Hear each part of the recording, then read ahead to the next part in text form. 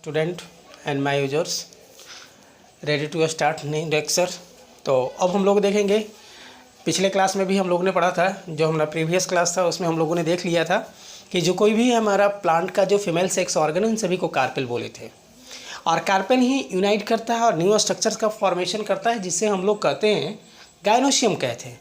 और गायनोशियम के दूसरे लेटर्स में हम लोग कहते हैं फीमेल रिप्रोडक्टिव सिस्टम। क्या कहते हैं उसे? फीमेल रिप्रोडक्टिव सिस्टम कहेंगे।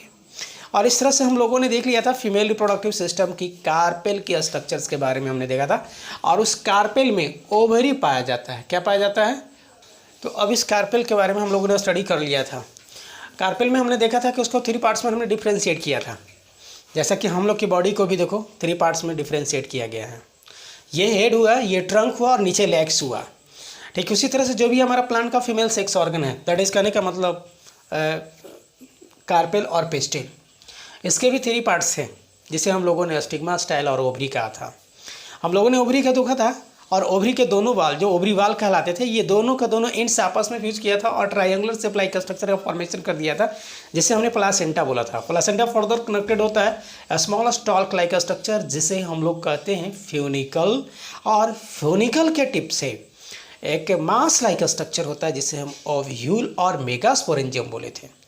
अब हम लोग को दूसरा में पढ़ना था, जैसा कि पिछले क्लास में हम आप लोग को बता चुके थे कि उस मेगास्पोरेंजियम कि अब स्ट्रक्चर्स को हम लोग को देखना है, क्योंकि हमने दूसरा में लिखा हुआ था। पहला हमने बताया था स्ट्रक्चर ऑफ कार्पेल, दूसरा में था पढ़ना था स्ट्रक्चर ऑफ मेगास्पोरेंजियम, और थर्ड में पढ़ना है स्ट्रक्चर ऑफ एम्ब्रायो सैक और फीमेल गैमेटोफाइट के बारे में पढ़ना था। अब आज हम लोग बात करेंगे, क्योंकि पिछले थोड़ा सा टेक्निकल प्रॉब्लम आ गया था, जिसके कारण इसके पूरा का पूरा फिगर को हमने कंप्लीट नहीं कर सका था। तो आज हम लोग को पढ़ना स्ट्रक्चर ऑफ ओव्यूल और मेगास्पोरेंजियम। तो देख लेते हैं हम लोग इस मेगास्पोरेंजियम में कौन कौन से स्ट्रक्चर्स होता है और कौन कौन से स्ट्रक्चर्स मिल करके एग्रीगेट होकर के ये हमारा मेगास्पोरेंजियम का फॉर्मेशन करता है। इसमें कौन कौन से स्ट्रक्चर्स मौजूद होते हैं, जिसके बारे में देखेंगे, और किस सेल्स और किस टिश्यूज़ के द्वारा ये हमारा मेगास्पोरेंजियम का फॉर्मेशन होता है, ये भी देखेंगे अभी हम। जस्ट इसको समझ लेते हैं, उसके बाद हम देखेंगे हम मेगास्पोरेंजियम की फॉर्मेशन के बारे में, कैसे बनता है, किस तरह से यह डेवलप होता है, और तब जाकर के फिर हम इसको पढ़ेंगे मेगास्पोरोजेनेसिस। और मेगास्पोरोजेनेसिस के फलस्वरूप जो डेवलपमेंट होता है वह एम्ब्रायो सैक का डेवलपमेंट होता है, जिसे हम फीमेल गैमेटोफाइट कहते हैं। तो देखते हैं अब हम लोग, समझे फिर से इसे। तो देखेंगे यही है हमारा मेगास्पोरेंजियम का फोटो। ये है मेगास्पोरेंजियम, यही जो बिल्कुल मास लाइक स्ट्रक्चर आप लोग को दिखाई दे रहा होगा, इसी को हमने कहा है मेगास्पोरेंजियम या ओव्यूल कहा है। ठीक है, यह ओव्यूल इस stalk like structure that is funicle और फ्यूनिकुलस के जिस जंक्शन और पॉइंट के साथ कनेक्टेड होता है, वैसे को कहते हैं हम लोग हाइलम कहेंगे। क्या कहेंगे? हाइलम कहेंगे। ठीक है, अब यही हमारा जो दोनों का दोनों ये जो ओव्यूल है या जो मेगास्पोरेंजियम है, इसके ऊपर थिक कवर होता है। इस थिक कवर को हम लोग कहते हैं इंटैगुमेंट। क्या कहेंगे? इंटैगुमेंट कहेंगे। यह जो इंटैगुमेंट बना होता है क्यूटिकल का बना होता है। किसका बना होता है? क्यूटिकल का बना होता है। साथ ही साथ ये डिफ्रेंशिएटेड होता है 2 पार्ट्स में, आउटर और इनर में। ये जो बाहर वाला देख रहे हैं या आउटर साइड में देख रहे हैं, यह हमारा आउटर इंटैगुमेंट कहलाएगा, जबकि यह इनर वाले को अंदर वाले को इसे हम इनर इंटैगुमेंट कहेंगे। देखेंगे, हमने पिछले क्लास में आप लोग को बता दिया था, according to their development of layers of integument, ovules are gets further classified into 2 groups. One of them is said to be tegmic. Now next one is said to be ategmic. Ategmic, that is absence of integument, so that it is said to be ategmic. जैसा कि हमने example में आप लोग को बताया था सैंटालम और लोरेंथस के बारे में, सैंटालम और लोरेंथस के बारे में बताया था। ठीक है, ठीक उसी तरह से हम लोगों ने देखा था टेग्मिक में देखेंगे कि जिसमें कि इंटेगमेंट मौजूद होता हो, तो उन सभी को कहेंगे हम लोग टेग्मिक बोलेंगे। टेग्मिक को हम लोगों को फर्दर डिवाइड किया था हम लोगों ने 3 ग्रुप्स में, जिसमें एक इंटेगमेंट का लेयर पाया जाता है वैसे को यूनिटेगमेंट, जबकि जिसमें अगर 2 लेयर पाया जाता तो वैसे को बाईटेगमिक, और अगर मान लिया 3 लेयर्स पाया जाता तो वैसे को कहते हैं ट्राईटेगमिक। ट्राईटेगमिक में हम लोगों ने एग्जाम्पल्स में देखा था पिछले क्लास में हम लोगों ने कि यह जो ज़्यादा से ज़्यादा होता है, हाँ हमारा ये क्या लॉरेसी प्लांट में ये पाया जाता है। ठीक है ना, और साथ ही साथ हम देखे थे कुछ ऐसे जो हमारा पैरासिटिक प्लांट है उसमें भी होता है। ठीक है। अब हम लोगों ने देखा था बायोटेक्निक में ज़्यादा से ज़्यादा मोनोकॉट में होता है और कुछ लोअर जो भी हमारा होते हैं डाइकॉट्स उन सभी में होता है। यूनिटेक्निक जब भी यही होंगे तो ये हमारा एडवांस डाइकॉट में होगा या कॉम्प्लेक्स डाइकॉट में होगा, जैसा कि हम लोगों ने एस्टेरेसी में देखा था। इस तरह से हम लोगों ने देख लिया था इस ओव्यूल को टेगमेंट की उपस्थिति के आधार पर, according to their presence of integument. ठीक है। अब हम लोग देखेंगे यहाँ पर यह जो हमारा इंटेगमेंट है, यह इंटेगमेंट कि दोनों एंड एक दूसरे के साथ फ्यूज नहीं हुआ है बल्कि ये दूर ही है और ये फॉर्म करता है स्मॉल पोर लाइक स्ट्रक्चर को। वैसे को कहते हैं माइक्रोपाइल। क्या कहेंगे ऐसे को? माइक्रोपाइल कहेंगे। और इस एंड को माइक्रोपाइलर एंड क्या बोलेंगे? इसे माइक्रोपाइलर एंड कहेंगे। माइक्रोपाइलर के जस्ट अपोजिट वाले एंड को चलाजल एंड कहेंगे। क्या कहेंगे? इसे चलाजल एंड कहेंगे। और इस तरह से हम लोगों ने देख लिया इसे की पोलैरिटी हो गई सी एंड और एम एंड के तरफ हो गया। ठीक है। नेक्स्ट देखेंगे हम लोग यह जो हमारा बीच में जो मास लाइक होमोजेनस स्ट्रक्चर है जिसे हम कहते हैं न्यूसेलस कहेंगे। क्या कहेंगे? इसे न्यूसेलस कहेंगे। यह जो हमारा स्ट्रक्चर है यह ओवरी में है और ओवरी के बाल को हम कहते हैं ओवरी बाल। ये देखेंगे ओवरी बाल और इस हमारा मेगास्पोरेंजियम के बीच में ये इतने सारे स्पेस दिख रहे हैं, इधर भी स्पेस दिख रहा है, कैविटी दिख रहा है, ऐसे को कहते हैं ओवेरियन कैविटी कहेंगे। और इस तरह से हम लोगों ने देख लिया ये हमारा मेगास्पोरेंजियम का स्ट्रक्चर था। ठीक है।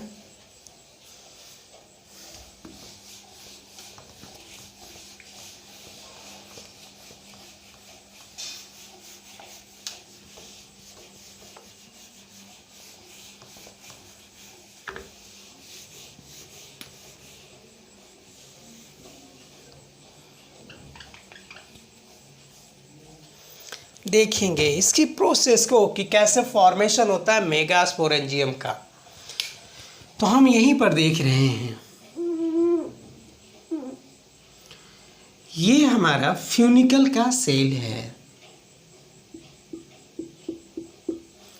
फ्यूनिकल की अपेक्स वाली जो सेल होती है, जो टिप पर जो सेल होता है,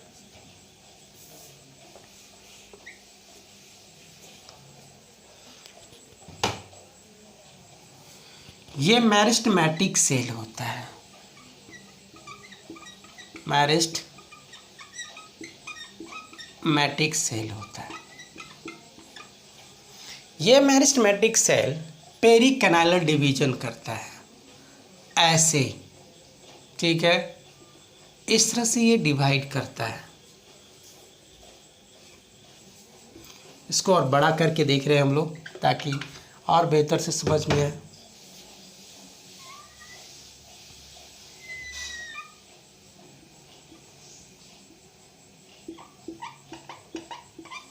ठीक है। यही क्या है हम लोग का फ्यूनिकल है। यही है हमारा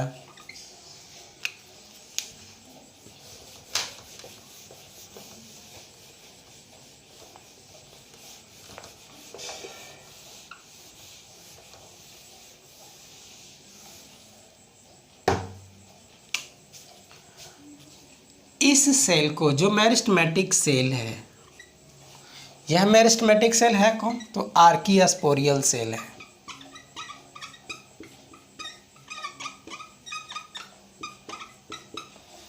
यही आर्कियास्पोरियल सेल में पेरिकैनालर डिवीजन होता है। इस तरह से ये डिवाइड करता है। ये डिवाइड करता है तो दो तरह की सेल्स, एक बाहर की ओर होता है और एक अंदर की ओर होता है। ठीक है। एक कौन होता है? बाहर की ओर होता है और एक अंदर की ओर होता है। बाहर वाले को कहते हैं primary parietal cell. Primary parietal cell कहते हैं और अंदर वाले को प्राइमरी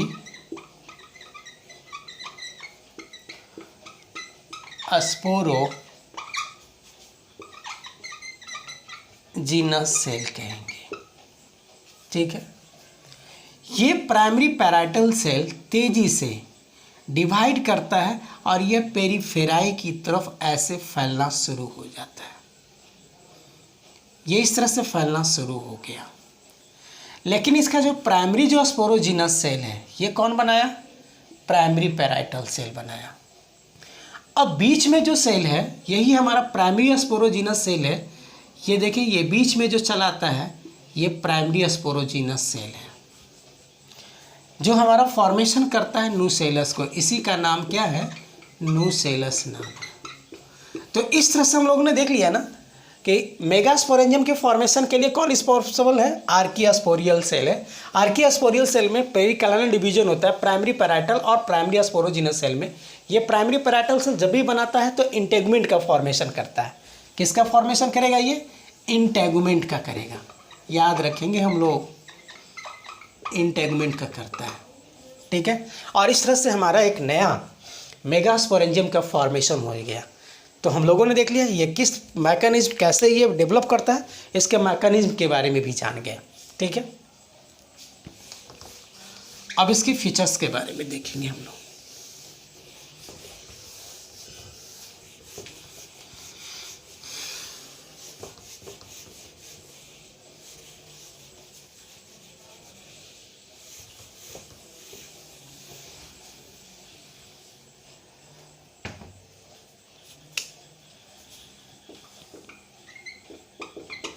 तो फर्स्ट फीचर्स में लिखेंगे कि मेगास्पोरेंजियम जो होता है वो मास लाइक ऑलमोस्ट राउंड और ओवल शेप में होता है। तो कहेंगे almost round and mass like. Okay,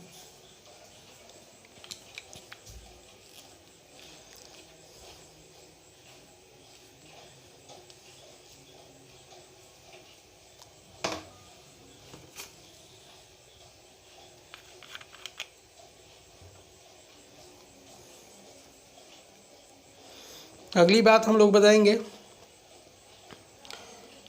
कि जिस पॉइंट से ये कनेक्टेड होता है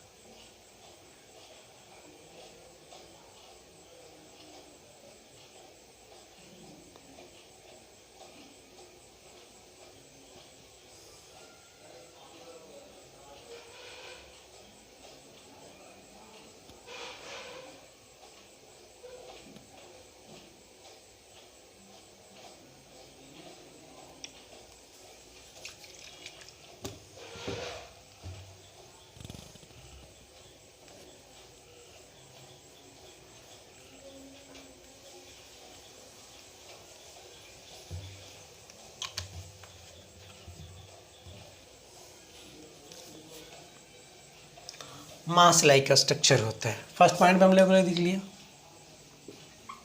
ठीक है, नेक्स्ट पॉइंट में हम बताएंगे ये जो मेगास्पोरेंजियम होता है किसी किसी ओवरी में एक होता है, किसी किसी में एक से अधिक भी होता है। ठीक है, ये एनपी में यानी नोटेबल पॉइंट में देखेंगे। तो नोटेबल पॉइंट में हम लोग कह सकते हैं ना कि some of them carpel contains only one ovule. ठीक है, तो कहेंगे सम आर कंटेंस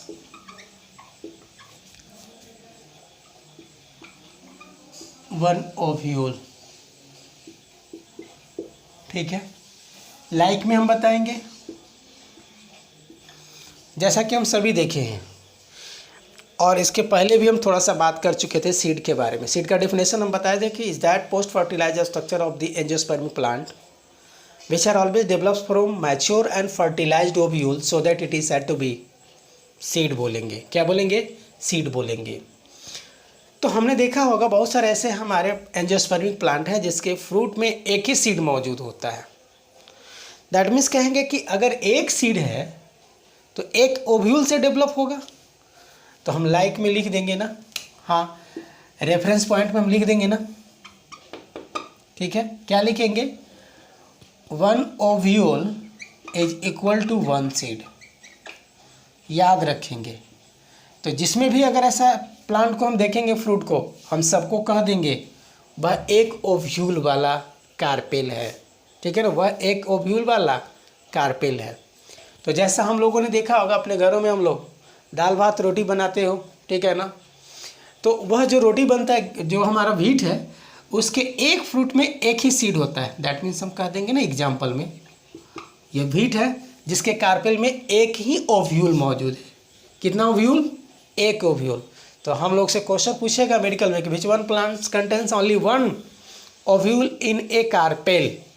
तो हम देखेंगे कि जो कोई भी अगर सीड है, अगर उस फ्रूट में एक ही सीड है, तो हम कह देंगे कि यह हमारा क्या होगा? वन ओव्यूल वाला कार्पेल होगा। दूसरा एग्जाम्पल देखा होगा तू लोगों ने, पैडी में भी देखा होगा, उसके एक फ्रूट में एक ही सीड होता है। और सबसे बेहतर तो और भी तू लोग ने देखा होगा मैंगो को, और भी देखा होगा तू लोग लीची। और इस तरह से हम लोगों ने देख लिया कि ये ढेर सारे जो भी हमारा प्लांट्स हैं, इन सभी में जो भी होता है वन ओव्यूल होता है एक कार्पेल में। जबकि कभी कभी कुछ ऐसा भी हम लोग को नेचर में प्लांट देखने को मिलता है कि उसमें एक से अधिक ओव्यूल भी पाया जाता है, ठीक है ना। तो कहेंगे more than one ovule, more than one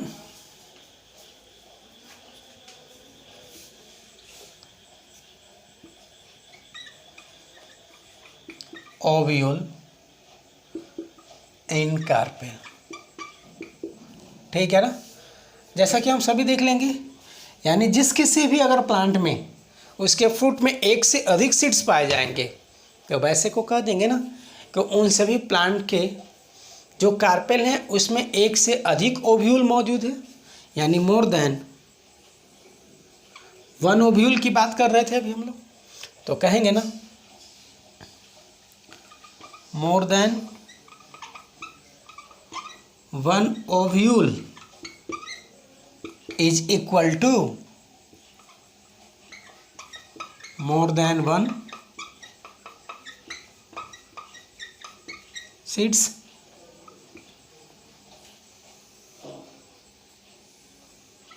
okay, ये याद रखेंगे हम लोग। अब इसके एग्जाम्पल्स को देख लें, बहुत सारे हम लोग के पास इसका सीड्स एग्जाम्पल्स हैं, ठीक है। जैसे आप लोगों ने देखा होगा अभी अभी गर्मी का मौसम है, सभी लोगों ने बड़ा मज़े से खाया होगा वाटरमेलन को, ठीक है। ककम्बर को देखे होंगे आप लोग, इसमें भी ज़्यादा से ज़्यादा सीड्स होता है, ठीक है। यानी जो भी हम लोग देख लेंगे वो सब का सब क्या होगा? हमारा मल्टी सीड वाला होगा। उन सभी को कह देंगे मोर देन वन ओव्यूल को रखने वाला होता है। और इसी तरह से आप लोगों ने ढेर सारा अपना सीड को देख लिया, जैक फ्रूट देखा होगा, मस्क मेलन देखा होगा, ये सब का सब हमारा क्या होगा? तो एक से अधिक ओव्यूल एक कार्पेल में मौजूद होगा।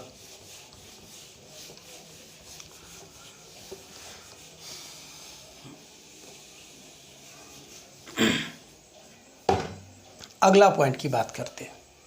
अगला पॉइंट में ये हम बात करना चाह रहे हैं कि बहुत सारा जो हमारा ओवरी है उसमें एक चैम्बर होता है और किसी में एक से अधिक चैम्बर होता है।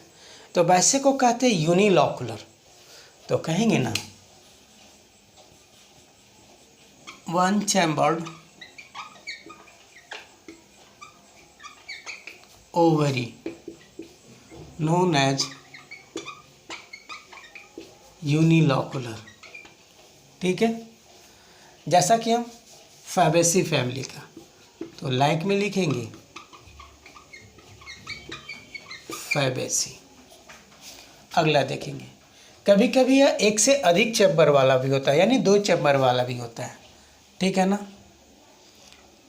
तो it also contains two chamber.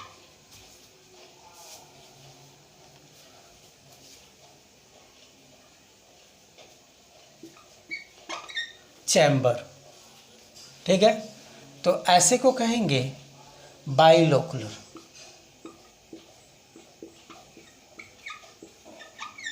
ठीक है। लाइक में हम कह देंगे सोलानेसी,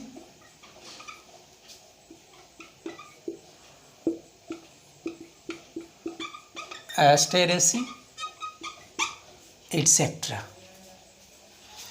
और कभी कभी 3 चैम्बर वाला भी होता है, तो कहेंगे ना some are 3 chamber known as trilocular. Okay, example में हम बता देंगे ना, बहुत प्यार से हम लोग मांस मछली और मटन को जब बनाते हो तो उसमें लहसुन प्याज को ज़्यादा से ज़्यादा यूज करते हो। आज हम लोग देख रहे हैं मेडिसिनल प्लांट है जो हमारा कौन है, एलोवेरा है, ठीक है। तो ये सब का सब किसका मेंबर है हमारा, इसी लिलिएसी का है, लिलिएसी फैमिली का है। और इस तरह से हमने देख लिया ये इतने तरह की हमारी ओवरी होती है जो इसके चैम्बर के आधार पर हमने इसको बांट दिया। आगे देखेंगे अगला पॉइंट,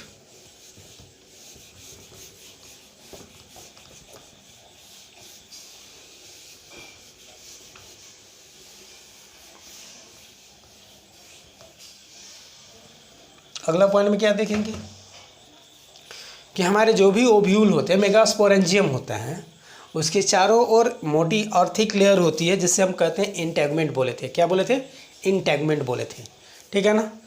तो हम कह सकें ना कॉलेक्टिवली कि ovule contains outermost thick layer called integument, ठीक है। लिखेंगे outermost layer of ovule known as, क्या बोलेंगे इसको,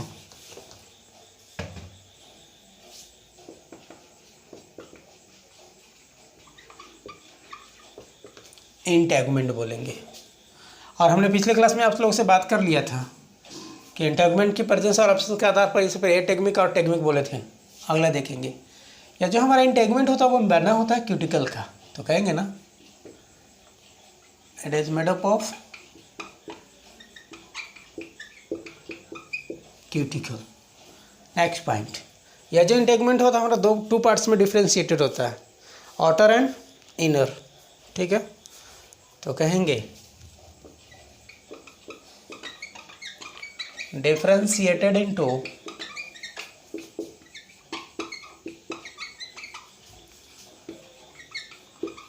two layers, that is outer integument,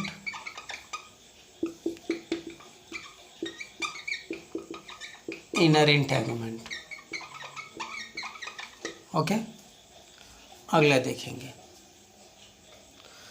ये जो हमारा आउटर इंटेगमेंट होता है जो थिक होता है और इनर जो होता है वो सॉफ्ट होता है, ठीक है। Outer is thick,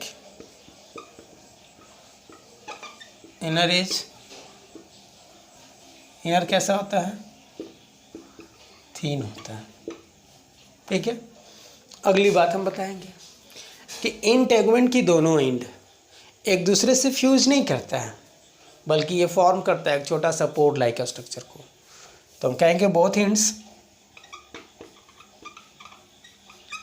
ends of the integument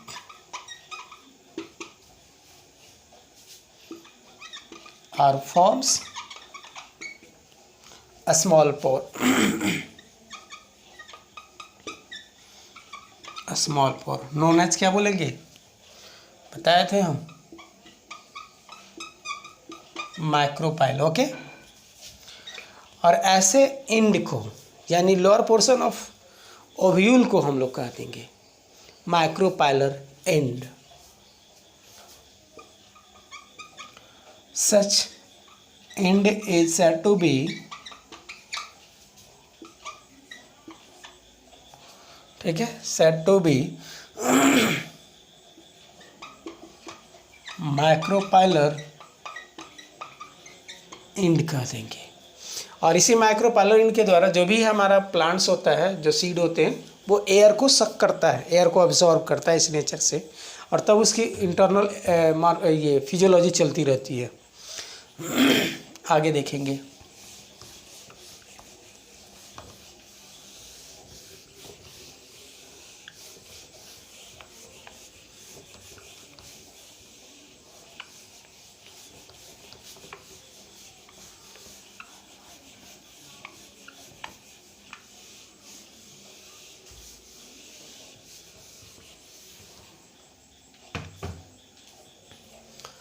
तो अगला पॉइंट में बताएंगे ना कि फ्यूनिकल जिस पॉइंट से, जिस जंक्शन से इस इंटेगुमेंट के साथ जुड़ा होता है, वैसे को हाइलम कहेंगे। ठीक है ना। तो कहेंगे funicle gets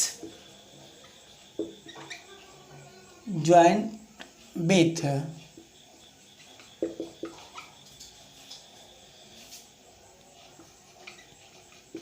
ovule such junction is said to be, क्या कहोगे, हाइलम बोलेंगे।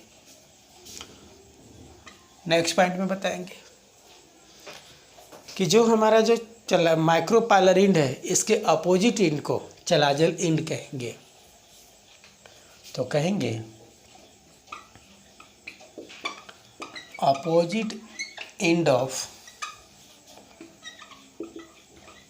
M end known as chalazal end.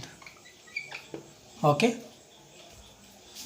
अगला नेक्स्ट में हम बताएंगे कि जो कोई भी अगर मान लिया जाए मेगास्पोरेंजियम होता है, तो उस मेगास्पोरेंजियम के सेंटर में जो होमोजेनस सेल का मास होता है, वैसे को कहते हैं न्यूसेलस बोलते हैं। क्या बोलते हैं?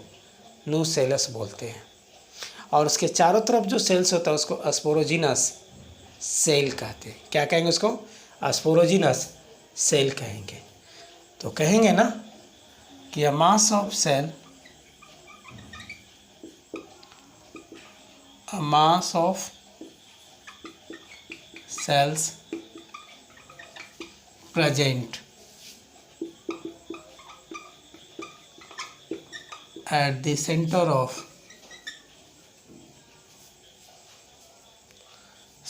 of ovule known as nucellus। ये न्यूसेलस सेल्स, ये न्यूसेलस फिर फर्दर सराउंडेड होता है स्मॉल सेल्स के द्वारा, जिसे हम कहते हैं स्पोरोजिनस सेल। तो कहेंगे न्यूसेलस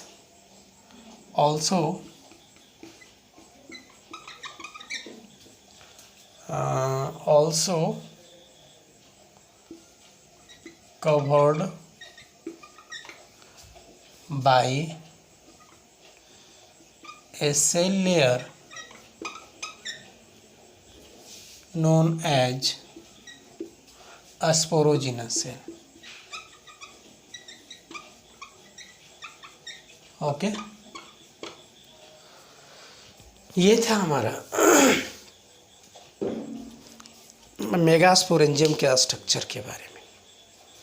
अब हम देखेंगे इसके अंदर, यानी मेगास्पोरेंजियम का जो न्यूसेलस है, वह न्यूसेलस मेगास्पोरोजेनेसिस में इन्वॉल्व होता है। और हम कह सकेंगे कि मेरा मेगास्पोरोजेनेसिस इज ऑलवेज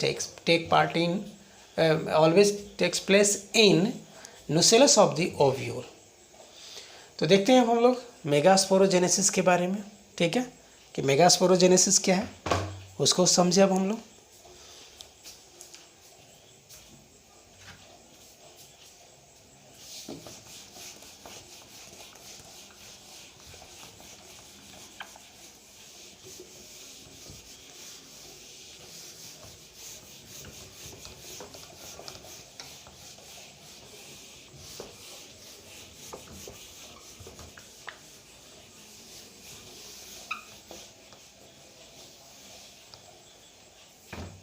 तो आए देखते हैं हम लोग मेगास्पोरोजेनेसिस।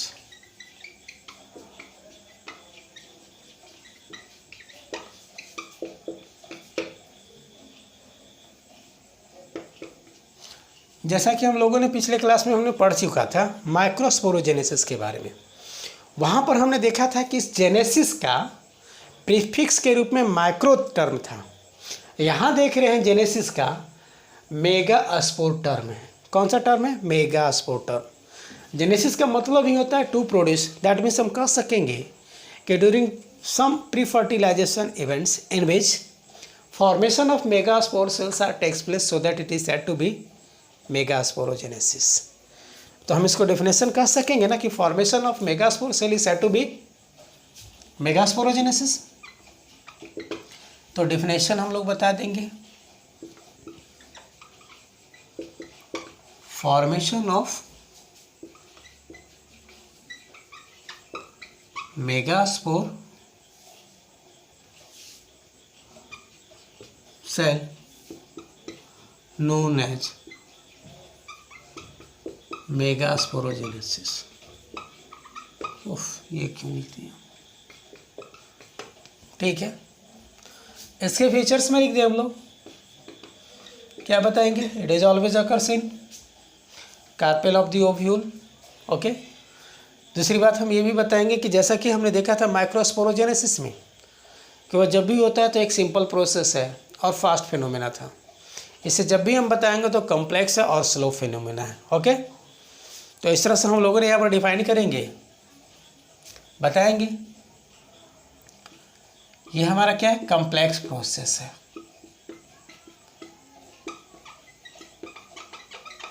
ठीक है, दूसरी बात यह फास्ट फिनोमेना है।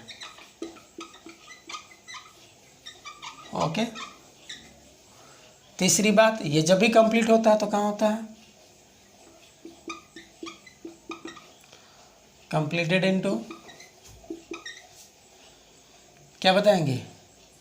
नुसेलस ऑफ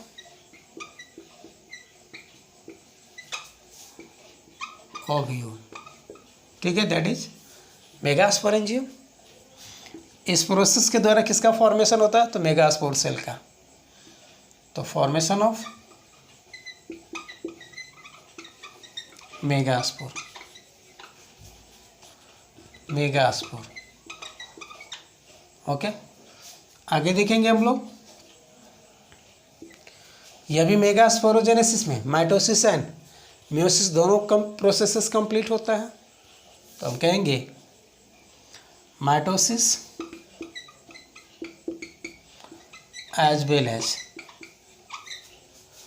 मियोसिस बोथ आर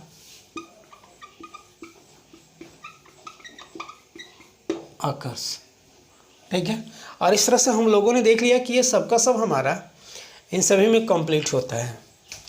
अब देखेंगे हम लोग इसके मैकेनिज्म के बारे में कि कैसे ये डेवलप होता है, उसके बारे में हम लोग स्टडी करेंगे। ठीक है, तो देखेंगे अब हम लोग, जैसा कि हमने देखा था पिछले क्लास में मैकेनिज्म ऑफ माइक्रोस्पोरोजेनेसिस के बारे में, ठीक उसी तरह से हम यहाँ भी देखेंगे मैकेनिज्म ऑफ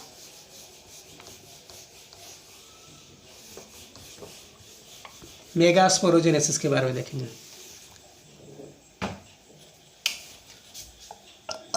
तो हम लोग देंगे हेडिंग मैकेनिज्म ऑफ मेगास्पोरोजेनेसिस।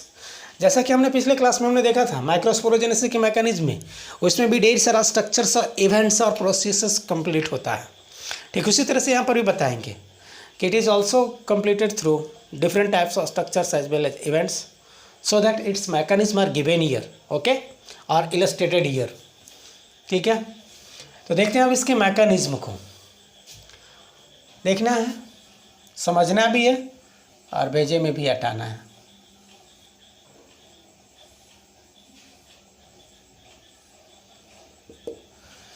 हमने देख लिया कि यहाँ पर ये मेगास्पोर है, सॉरी मेगास्पोरेंजियम है। ये कौन है? मेगास्पोरेंजियम है। ये बड़ा पड़ा होता है सेल्स से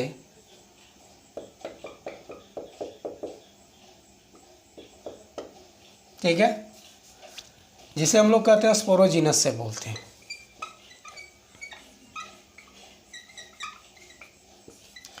यही स्पोरोजीनस सेल में से कुछ जो हमारा सेल्स होता है वो एक्टिव होता है, और एक्टिव होकर के तेजी से वो डिवाइड करता है, यानी meristematic cell of the sporogenous cell is said to be, हम क्या कह देंगे हम लोग, न्यूसेलस कह देंगे। ठीक है, तो यही स्पोरोजीनस सेल माइटोसिस डिवीजन में फर्दर इन्वॉल्व होता है। मान लिया जाए यही सेल है जो हमारा फर्दर इन्वॉल्व होता है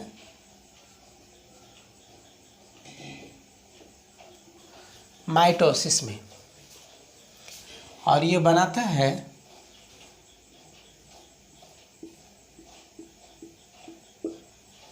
ये मास लाइक स्ट्रक्चर। इसी को हम कहते हैं न्यूसेलस बोलेंगे। क्या बोलेंगे? न्यूसेलस बोलेंगे। अभी इस न्यूसेलस में से कोई एक सेल एक्टिव होता है और अपने एडजेसेंट सेल के द्वारा वो फूड मटेरियल को सक करना शुरू कर देता है। अज्यूम करें, मान लिया जाए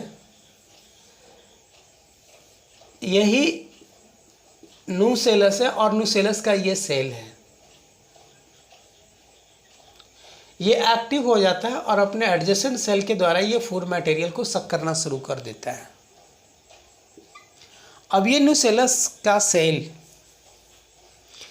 चेंज हो जाता है, डिफ्रेंशिएट हो जाता है मियोसाइट में। किस में हो जाता है? मियोसाइट में।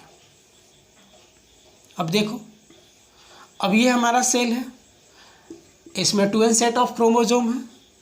अब ये हमारा डिफ्रेंशिएट हो गया,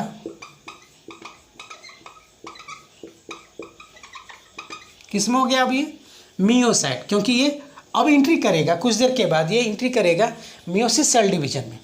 और हम बोले थे कि दो cells of the any organism body which are always involve in meiosis cell division so that it is said to be meiocyte बोलेंगे। तो वैसे को हम कह देंगे मियोसाइट। अब ये मियोसाइट जैसे ये एक्टिव हो गया, ये डिफ्रेंशिएट हो गया कि अब इसे डिवाइड करना है, इसे आगे फर्दर मियोसिस सेल डिवीजन में इन्वॉल्व होना है।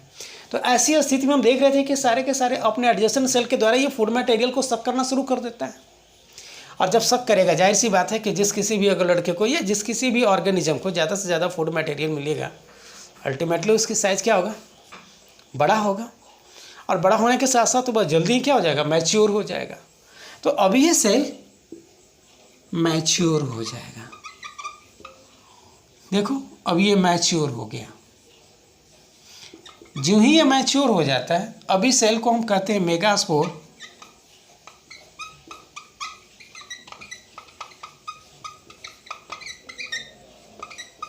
मदर सेल, और एब्रिविएटिव में एमएमसी बोलेंगे, यानी एब्रिविएटिव नेम क्या होगा?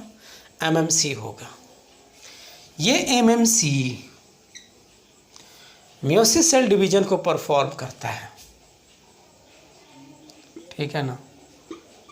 मियोसिस सेल डिवीजन को परफॉर्म करता है। यहाँ देखें, इसको मियोसाइट कहें क्योंकि यही माइटोसिस और डिफ्रेंशिएट करके एक नया सेल बनाता है जो एक्टिव होता है।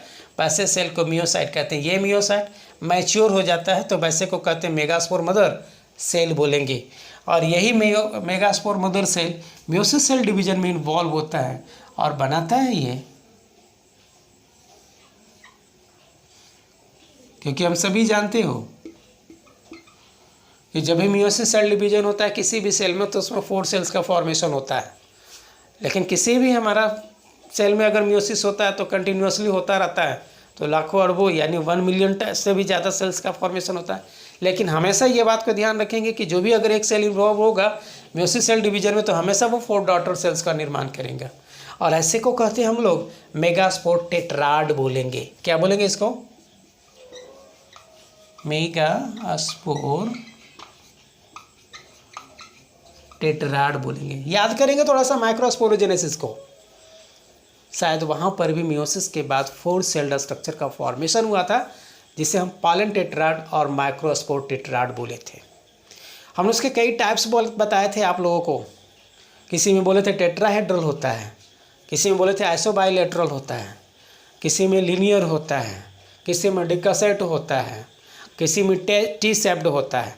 तो इस तरह से हमने कई टाइप का, लेकिन इसमें सबका सब लीनियर होता है, याद रखेंगे। ये सबका सब कैसा होता है? लीनियर होता है। यानी हम बता देंगे कि जो भी हमारा मेगास्पोरोजेनेसिस के दौरान जो मेगास्पोर टेट्राड का फॉर्मेशन होता है वो हमेशा लीनियर होता है, ना कभी टी शेप्ड होता है, ना कभी तो हमारा डिकसेट होता है, ना कभी हमारा टेट्राहेड्रल होता है, ना ही कभी आइसोबाइलेटरल होता है। ये जब भी होता है तो क्या होता है? लीनियर होता है। अब आगे चलते हैं, क्योंकि यही है हमारा माइक्रोपाइलिन और ये है हमारा चलाजलिन। दैट मीन्स हम डिफ्रेंशिएट कर सकते हैं कि यह जो हमारा इंड होगा इसका,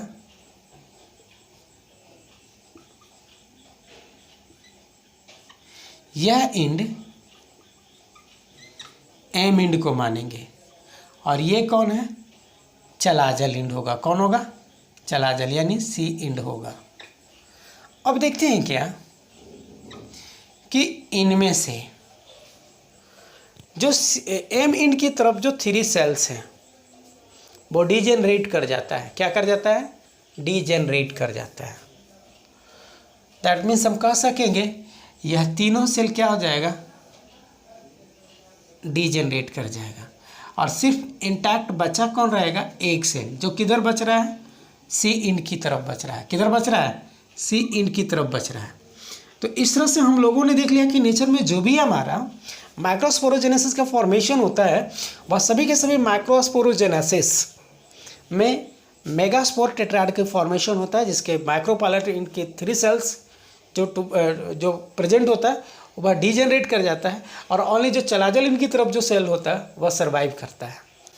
वो फिर फर्दर इसी सेल को हम लोग कहते हैं फंक्शनल मेगास्पोर सेल बोलेंगे। तो यह भी हैप्लॉइड होगा, यह भी हैप्लॉइड होगा, सबका सब सेल क्या होगा? हैप्लॉइड ही होगा। लेकिन यह जो हमारा सेल बच गया है सी इंड की तरफ, जो हैप्लॉइड है, इसी हैप्लॉइड सेल को आगे के जितने भी फंक्शंस हैं उसको कंप्लीट करना होता है। आगे की जो भी प्रोसेसेस हैं इसे कंप्लीट करना होता है। यह है किसका daughter cell? Megaspore mother cell का। इसका भी नाम क्या है? Megaspore tetrad. अब तो ये 4 था ना, लेकिन अब क्या है? सिंगल है। दैट मीन्स हम कहेंगे सिंपली मेगास्पोर बोलेंगे। लेकिन इस बेचारे को आगे के सारे फंक्शंस को परफॉर्म करना है, इसीलिए इसको हम क्या कह दिए? फंक्शनल मेगास्पोर सेल कह देंगे और इसका एब्रिविएटिव नेम होगा FMC। क्या होगा इसका एब्रिविएटिव नेम? FMC होगा, याद रखना है। आगे देखेंगे हम लोग।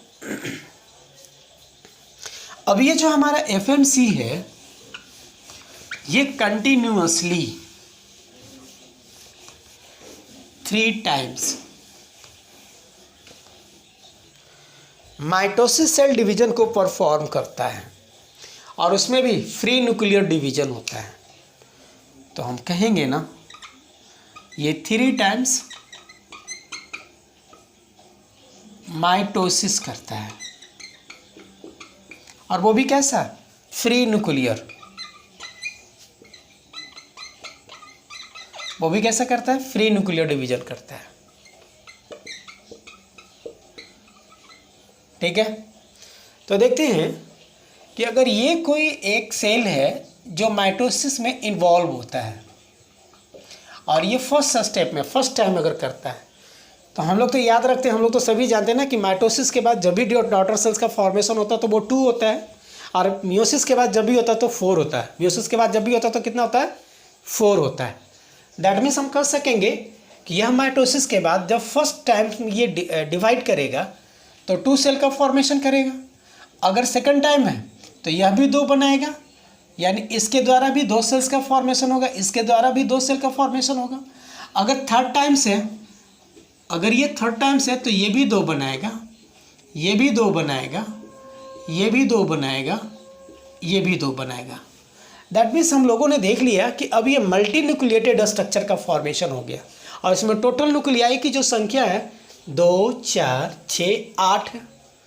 तो हम यहाँ पर अब हम दिखा रहे हैं डायरेक्ट, अब हम दिखाने जा रहे हैं कि ये 3 times mitotically free nuclear division को परफॉर्म करता है और बनाता है 8 न्यूक्लियस को। कितने को बनाता है? 8 न्यूक्लियाई को बनाता है। तो ये सेल है, एफएमसी है, ये है कौन? एफएमसी है। और एफएमसी में जैसे ही 3 टाइम्स माइटोसिस सेल डिवीजन होता है तो 1 2 3 4 5 6 7 8 ये मल्टी न्यूक्लिएटेड स्ट्रक्चर का फॉर्मेशन करता है। और जब मल्टी न्यूक्लिएटेड स्ट्रक्चर है तो यह सिनोसेटिक भी होगा। ठीक है ना? क्या होगा? सिनोसेटिक होगा। यानी ये जो स्ट्रक्चर है वह सिनोसेटिक स्ट्रक्चर हुआ। याद रखेंगे ये क्या हुआ? ये सिनोसेटिक स्ट्रक्चर हुआ। यानी जैसे ही फ्री न्यूक्लियर डिवीजन को परफॉर्म करता है तो ये सिनोसेटिक एफएमसी का फॉर्मेशन करेगा। और फिर ये फर्दर ये इन्वॉल्व होता है डिफ्रेंसिएशन में। किसमें इन्वॉल्व होगा? डिफ्रेंसिएशन में होगा। तो दैट इज हम कह सकेंगे ना कि FMC further under goes into differentiation and it form embryo sac और फीमेल गैमेटोफाइट बोलेंगे। ठीक है? अब इसमें डिफ्रेंसिएशन होगा।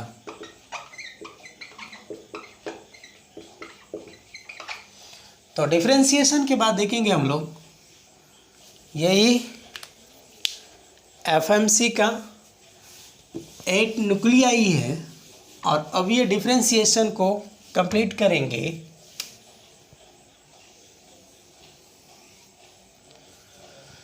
तो इसकी भी, क्योंकि ये ओवल शेप दिख रहा है, इसकी भी अपना कोई पोलरिटी होगा। दैट मीन्स ये सी इंड से एज्यूम करते हैं तो ये एम इंड होगा। ओके, ठीक है?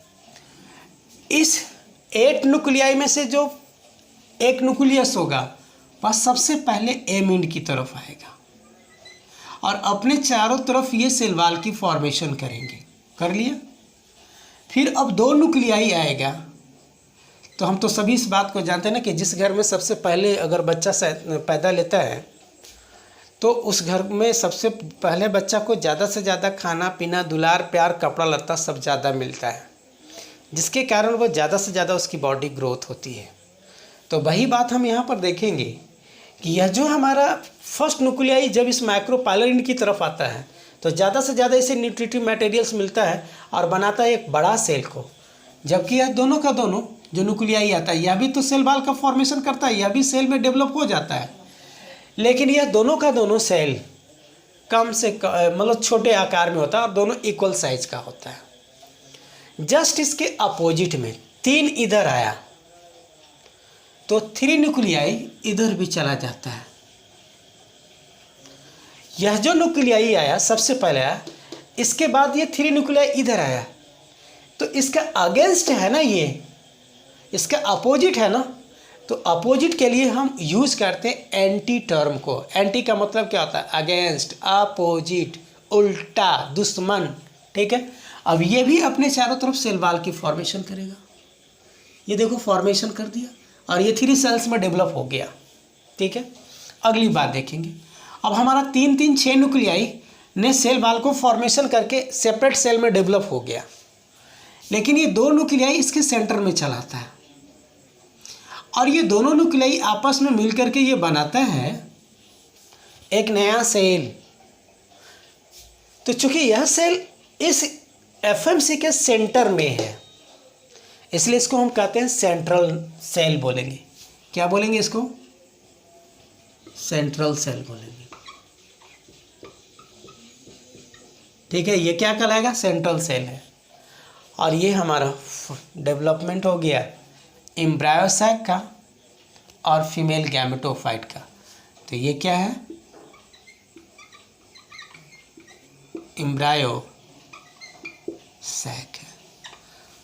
ठीक है? आज का क्लास यही तक। इसी के साथ हम थैंक्स बोलते हैं।